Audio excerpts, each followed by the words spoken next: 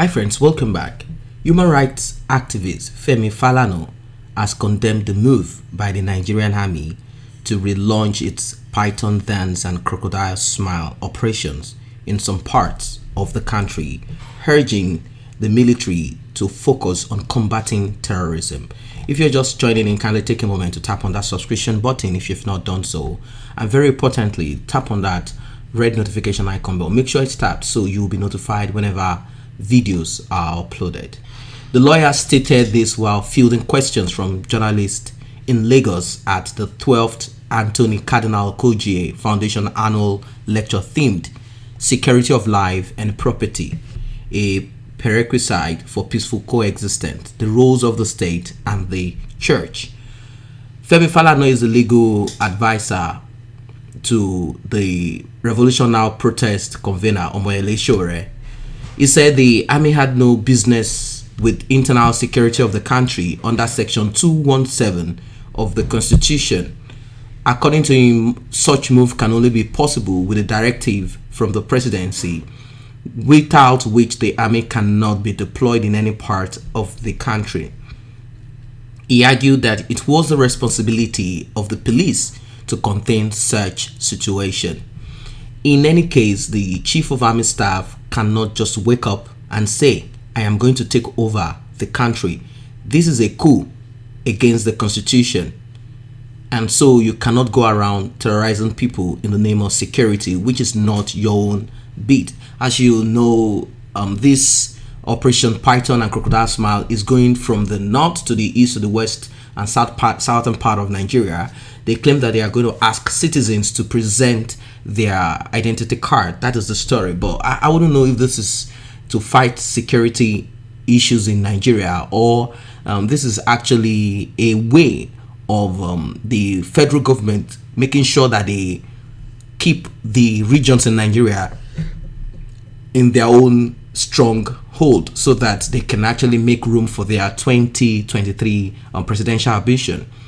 Let the armed forces concentrate on combating terrorism in the northeast region and allow the police to be equipped by the government to secure lives and property of citizens. Mind you, each of those operations cost millions of naira expected from state governments. You can quote me, give the money to the police to secure the country.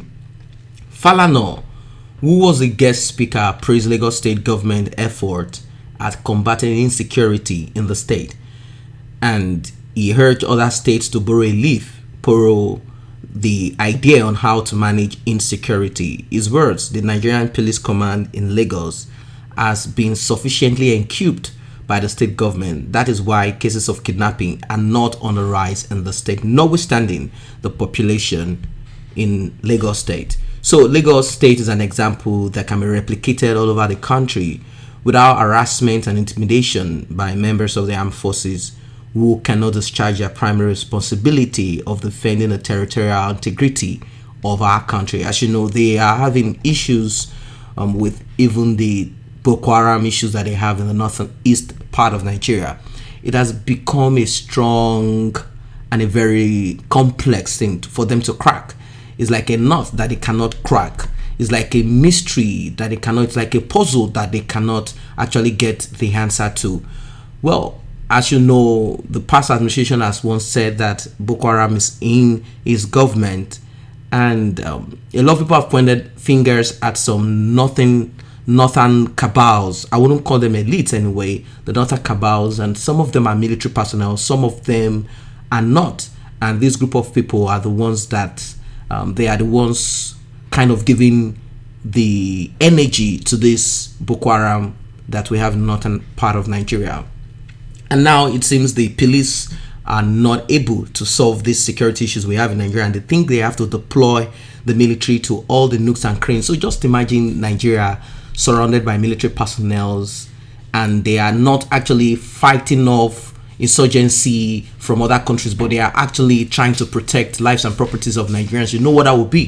Definitely it will turn back to the same military era that we do have in those days, where military generals were in charge of the government and they had military police all over Nigeria, and you know what it is all about. Now, I'm not saying the Nigerian police are actually clear off from the kind of the overreach, the misuse of power that they most of the time exhibit. I'm not saying they do not do that. They do that also. So now let's add the military to this. It's going to be a very tough one. The borders in Nigeria is like, if we talk about porous border, then it means there is border, but people are passing through. But I don't think there is any border in Nigeria. From the northern part of Nigeria, it is so porous that you will find most of the times you will find the Malians, Senegalese, and some other parts from some other citizens from the Sahel, Niger, Chad. Most of them come into Nigeria to sell their cattle.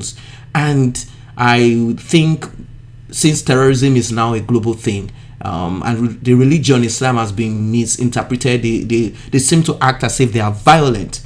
Now, I'm not talking about some groups. There are typical Muslims and fanatics. And of course, we have the exceptional ones that do not share the same kind of ideology like the ones we have. So it is very easy for these people to penetrate. And moreover, the northern part of Nigeria is where we have issues. It is easy for you to see and differentiate a Yoruba, Igbo, and you always see them like, okay, I think this person is from the north. But it's very difficult for you to really separate someone from Mali, Chad, Niger from an Hausa Fulani. They all look the same. They have almost the same. In fact, they have the same religion. They exhibit the same characteristics. So it's going to be very difficult for Nigerians to actually say, "Oh, this person is a stranger." Like I heard during an interview on Channels TV where someone said he went to the northern part of Nigeria to actually see what is really going on, and he saw some group of elders, and he stopped this herdsmen and he started speaking Hausa to them. They couldn't respond. He spoke Fulani to them, the ones spoken in Nigeria. They couldn't respond. So simply put, these people do not understand the language spoken in Nigeria, so they are from somewhere. I don't know if someone paid them to come into Nigeria to do all of this havoc. I wouldn't know, or they are trying to just find a way of the terrorists are trying to entrench themselves in all the nooks and cranny of Nigeria.